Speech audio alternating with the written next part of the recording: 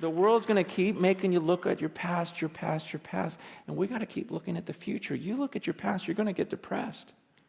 And you're going to get stuck in your past.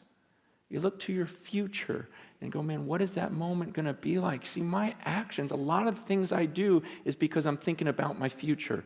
And I'm thinking about that moment when I see Jesus because I realize that everything I do is going to bring either reward or regret.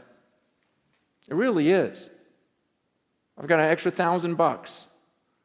Okay, on that day, that future, when I see Jesus, what is going to bring reward and what's going to bring regret? I could buy a lot of fun things for myself with that $1,000, but on that day, Paul's saying, I'm just looking at that day, going on that day, maybe I just give it to the poor, because on that day, I'll be rewarded for it, versus, we've all bought things we regret, right? You go, oh, that was a waste of money, that's a waste of money, that's a waste of money. Think about what we're going to say at the end when we stand before God. Are you going to regret the car you drove, regret the house you lived in, regret the clothes you wore, regret, just everything? What are you going to regret? How about your time and how you spent it? Are you going to go, oh, I'm so glad I watched 7,000 movies? Or are you going to regret, wow, I wasted all of that time down? It's about the future. Paul's going, man, what am I going to look forward to at the end? I'm going to bring an illustration this is like the first illustration I did. It was 20 years ago, but I can't think of a better way to explain it. I actually didn't use a rope back then. I used remember computer paper? When it was all stuck together and it had the holes on the side that you had to peel off. Remember that? I remember getting a roll, and some of you guys have no idea what I'm talking about, which is crazy to me. But because that was the best, and it never worked right because of the rolling things. But I remember being a youth pastor, and I put that computer paper all the way around the room, and but I'm going to use a rope now because I can't find that computer paper. Imagine this rope, okay? Pretend this rope just goes on forever, okay? Just imagination. Pretend it goes around the world a few times. It doesn't. It ends at the rock. But let's just imagine this thing goes on forever.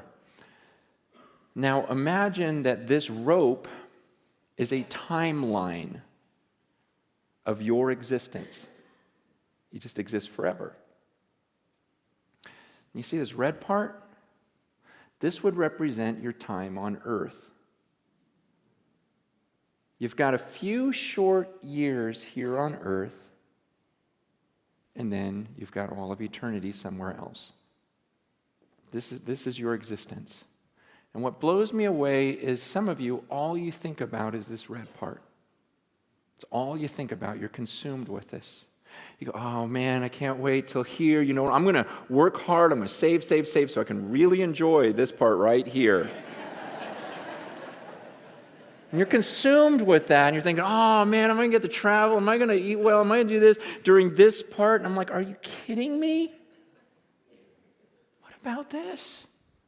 What about this? What about all this stuff? It's crazy to me because the Bible teaches that what I do during this little red part determines how I'm going to exist for millions and millions and millions of years forever. And so why would I spend this little red part trying to make myself as comfortable as possible, enjoying myself as much as I can? Paul says, look, I'm going to live my life for this mission. I'm going to spend my life, invest my life for this moment when I cross that finish line. See, I'm going to forget about all this stuff I could enjoy, and I'm not going to look around. I'm going to be like a runner, just looking at that moment when I face God, because when I face Him, then I don't get this chance over again. We get one chance at this life on earth, and it can end at any second for any of us. We've got one chance at this, and then comes eternity. And I'm not going to be fooled. I'm not going to spend my life down here. See, people look at some of my decisions and go, oh, you're so stupid because that's going to really affect this. I go, no, you're stupid because it's going to affect all of this. Man, I'm serious. I look at the way people live and I go, wow, that is so crazy. You are so crazy. You're going to do that right now, just to enjoy right now. Not even knowing if you have tomorrow, and you think that's smart and that I'm dumb? It doesn't make any sense. Paul goes, I'm not going to look around at all this stuff. And it's tempting. It's tempting to all of us. That's what I'm saying. Down here, it's crazy because everyone lives that way. Everyone lives for the red part. No one's thinking about the millions of years afterwards. It's just this crazy deception that we can't get out of our minds. And Paul goes, I'm not doing that. He goes, I keep my eyes on that. I keep my eyes on that finish line, and I'm going to forget what's behind me. I'm not looking around. I'm straining. He goes, I'm straining forward. I'm like stretching forward for that mark. I'm going to pass this thing. I'm going to live this out, and I'm going to face him. I'm going to come before the judges, and he's going to hand me that trophy. He goes, I'm going to get it. And I haven't gotten there yet. He goes, but you better believe I'm using every muscle, exerting every bit about me, because I'm going to pass that line well.